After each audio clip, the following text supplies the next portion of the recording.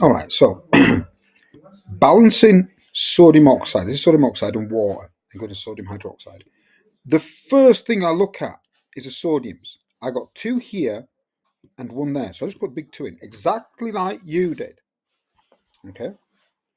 At this point now, I count everything. We just count the sodiums, two sodiums there. Now I've got two times, this is two times, almost like maths, two times one. So that's one, so two sodiums here. I'm fine. Now, let's have a look at the hydrogens. I've got two hydrogens. No, do you know what? Yeah, no, I'm going to look at hydrogens first. Two hydrogens. I'm going to show you why I missed out oxygen. Two hydrogens here, two times one, two hydrogens there. So it's all so far so good. I left oxygen last. Normally I wouldn't, but I left oxygen last because it's more complex. You've got it in two different compounds. So I've got one oxygen there, one oxygen there. That gives me two oxygens.